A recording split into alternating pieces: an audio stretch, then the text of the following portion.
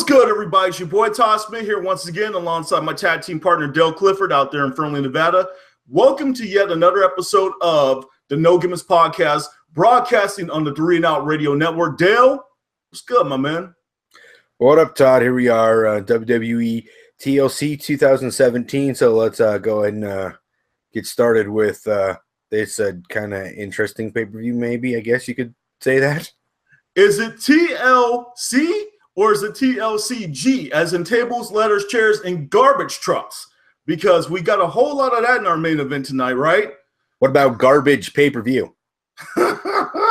So let's get right into it here. We had The Miz and his team, which consisted of Cesaro, Sheamus, Kane, and the Monster Month's men, Braun Strowman, taking on The Shield. The Shield, which was featuring Kurt Angle as a member. As we all know, it's a big story, coming out of WWE within the last couple of days. A huge viral meningitis outbreak, which caused both Roman Reigns and Bray Wyatt to miss this pay-per-view. So my like for this one is the fact that we got to see Kurt Angle in a WWE ring for the first time in 11 years, and he actually showed the guy still got it.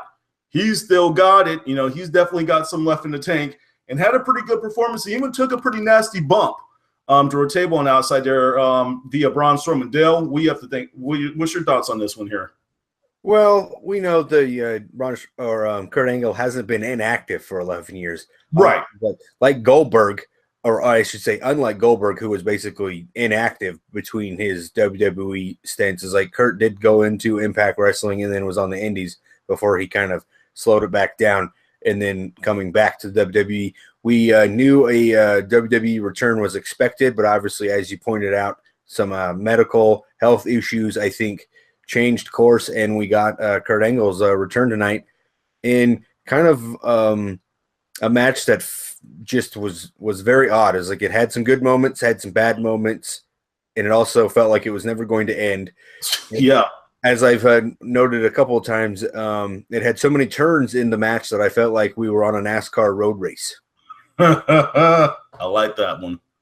Yeah. I have to say, I'm going to give a dislike for this one as well, too, because it's almost as if we got Kane versus Braun Strowman during the middle of a freaking match that the focus was supposed to be, the Shield versus the Miz's team here.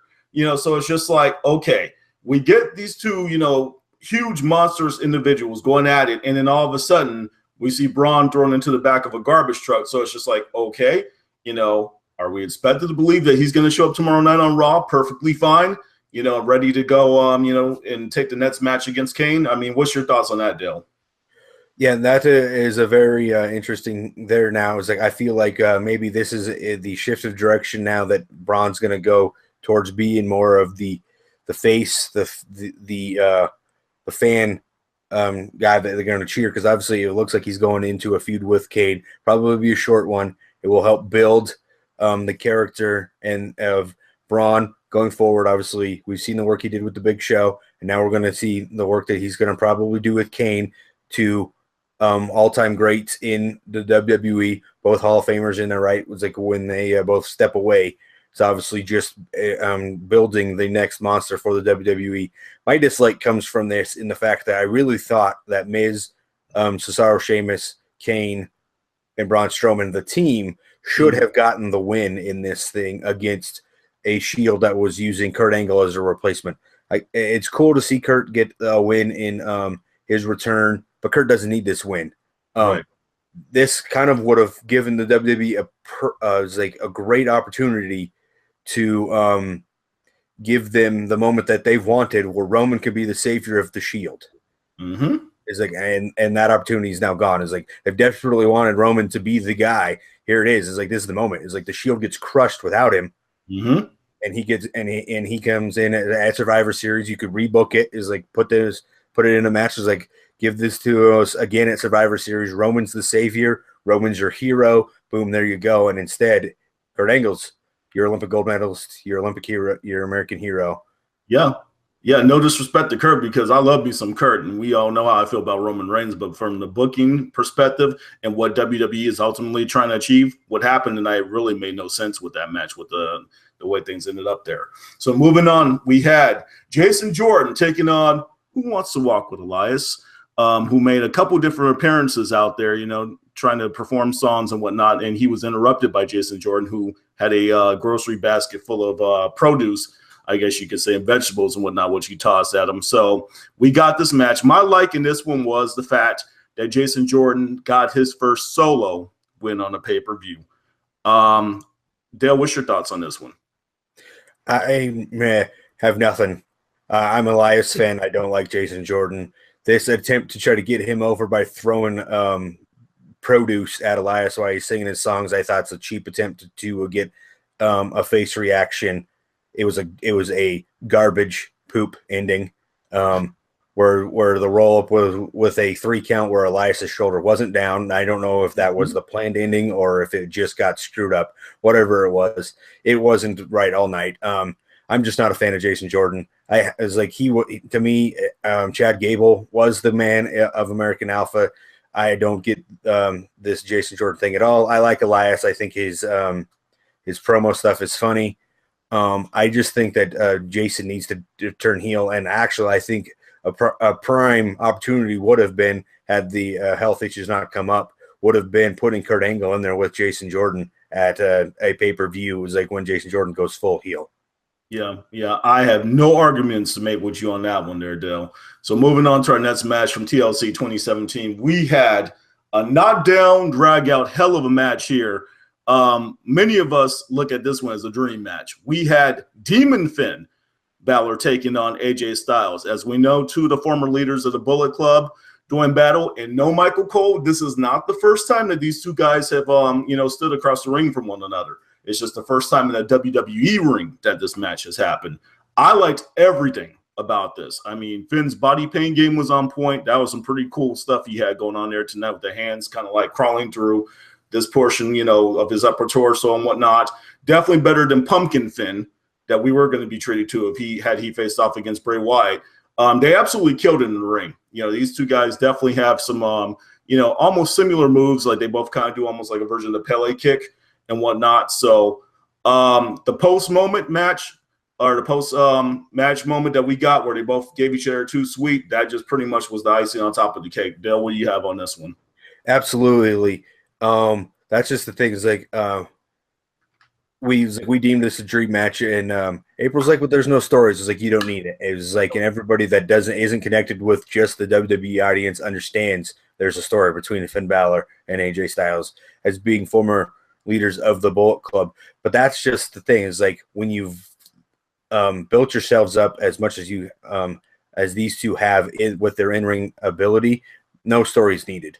This is like you just put those 2 guys as like names on the marquee, and you're going to get people interested. It is the interesting thing though, because it does put this whole thing of the marquee name versus a marquee this era wrestling style match. Because obviously a lot of people say that this era doesn't draw as well because it doesn't have marquee names. It just has the ring performances that we have now, and you have all of the comparisons there. But in terms of what you get from the era and the styles that we have now, absolutely phenomenal. I definitely hope we get it again. I also do think that maybe Styles and Nakamura is headed in some direction before we get it too.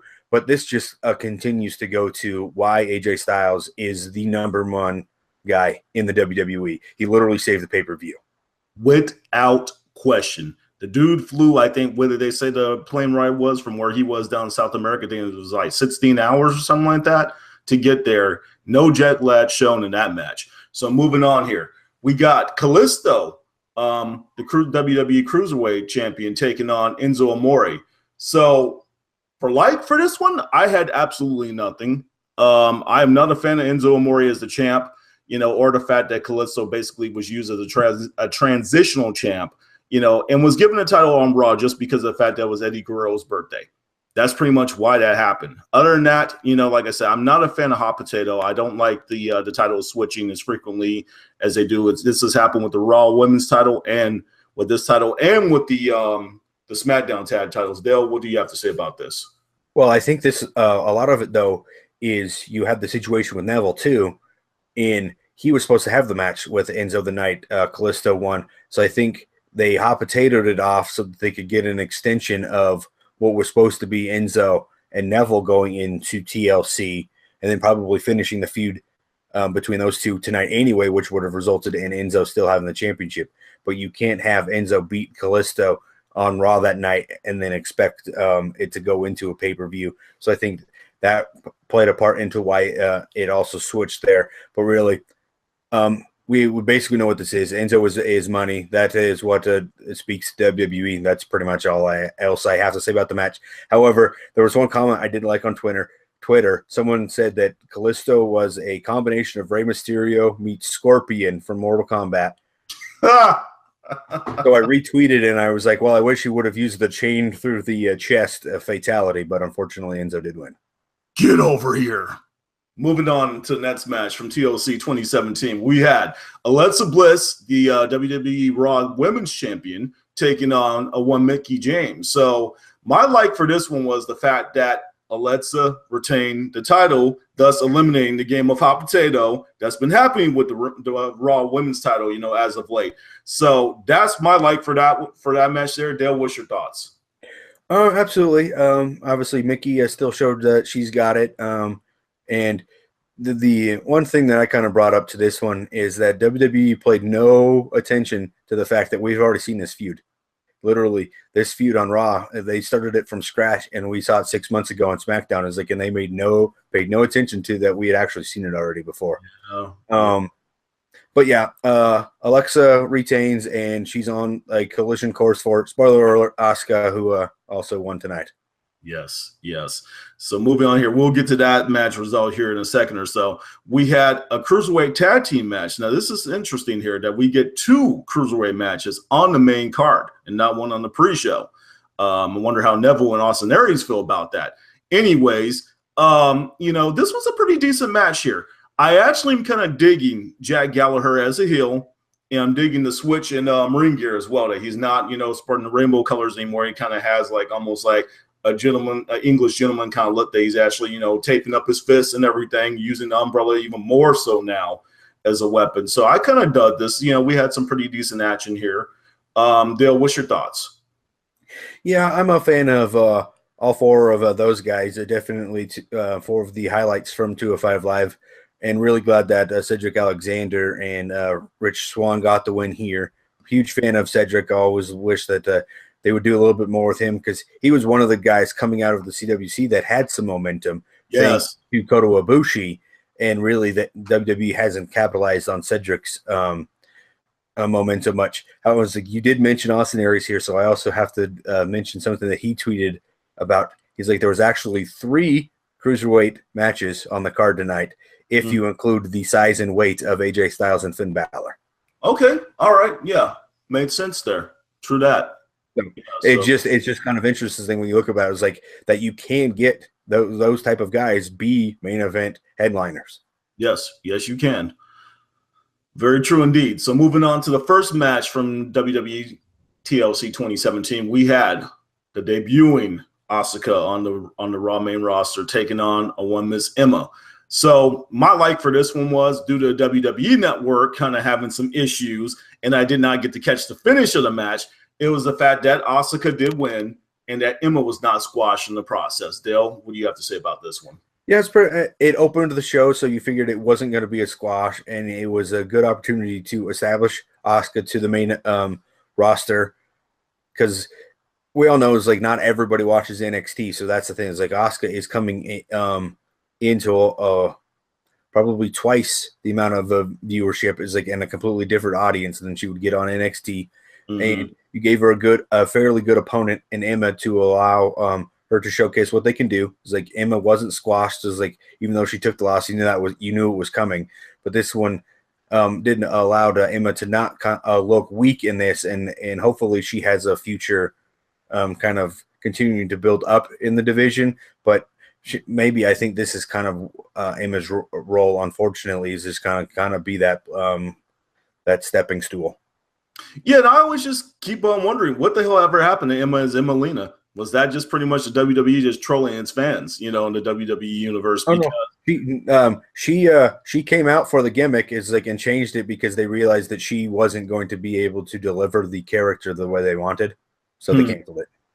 Wow, now isn't that something? So now she's moved on to the land of enhancement talent. So let's get to our good, bad, and the ugly. So for me, the good, the obvious one, AJ Styles versus Finn Balor. And, like I said, I actually was a fan of Kurt's, return to the ring, even though it did really not make a whole lot of sense. Dale, what's your good? Absolutely. I can't disagree with you there. It's like the good is absolutely the fact that we took what was Bray Wyatt versus Finn Balor in a disappointing feud, you could say. It's like we know what the direction was supposed to be was to get a Sister Abigail versus a new look demon, but in the end, we got one of WWE's best matches of the year and two of its best stars showcased on this pay-per-view to kind of save it, AJ Styles versus Finn Balor. So that absolutely is the good. Now, the bad is why these things happen. Like I said, we are very, thankful for the outcome of what has happened this past week. But viral meningitis is nothing to play with. As some of my friends on Facebook, there's been a couple interactions and whatnot between some guys. And, it's one of those things, it really could be fatal. So we, definitely want to see Bray, come back soon. We want to see Roman Reigns come back soon and healthy. We're not making light of the fact that those guys got ill this past week. It's just the results of them being ill was two, really better quality performers giving us some great matches here tonight on this pay-per-view. Dale, what's your bad? Oh, shoot. My bad, I guess if I'm going to pick one, is the fact that I'll just go to the TLC main event. I think that the bad is having the Shield without Roman Reigns win. Okay, yeah, I agree with that there. So now for my ugly, this just was not Dean Ambrose's night with table bumps, man. Not just one bad table bump where the leg, like the bottom part of it, just kind of snapped. And then he didn't go through it the first time. And then there was another spot up there on the stage where he was supposed to go through a table, and the table just kind of flipped on him. So I'm just like, yeah, man, I don't know what Dean did to tables this past week, but something, karma came back on him in some way, shape, or form. Dale, what was your ugly? Just to go a little bit different here, I'll pick this one. So last year's TLC had several stipulation matches that fit the name of the pay-per-view. This one had one. It was the main event. Every other match on the card did not have anything to do with a stipulation related to TLC. So the pay-per-view's theme didn't really live up to it this year. It's like we only had one stipulation match, revolving tables, ladders, and chairs, and it was one match that had them all. Because before we've had chairs matches, we've had tables matches, we've had single ladder matches, and we didn't have all of that. We had we had 6 matches and then a main event that was TLC. Yeah. And so, I mean, really, like I said, TLCG, tables, ladders, chairs, and a garbage truck. So now, Dale, you already kind of expressed how you felt about this pay-per-view. Getting to our very, very favorite part of the No Gimmicks podcast here. What did you give this show, TLC 2017, on the No Gimmicks scale from 1 to 5? I don't know. I was just kind of being funny. It was like earlier when I said garbage. It's like I didn't dislike much of this pay-per-view. Mm-hmm. The biggest knock has to come, again, the fact that it was a TLC-themed pay-per-view, and it literally only had one match that involved the theme, but I enjoyed most of the pay-per-view. So I'll just stick to a 3 just because the main event was too much of a cluster. I didn't like the end. Really, the only great match was AJ versus Finn. Okay. Yeah, I wanted to say 3 on this one, but I'm going to go actually 2.75 because, like I said, there was nothing here that was bad. There was nothing really that was unwatchable. I mean, they at least kept Jason Jordan versus Elias pretty short there. But like I said, that pay-per-view, the previous one that we just watched not too long ago, it was a brand pay-per-view. I believe it was Hell in a Cell. The main event just drug on for far too long, and we got the same exact thing again tonight. I was looking down, and I was just like, my goodness, when is this pay-per-view going to end? It's after 11 o'clock out here in the East Coast. And I was just like, are they just going to continue to drag it on? It's not about quantity. It's about quality. So, I think they really need to cut that off. And like I said, in the whole interactions between Braun and Kane, some of that just, really just kind of drug, that match out further than it really needed to be. So I'm going with 2.75.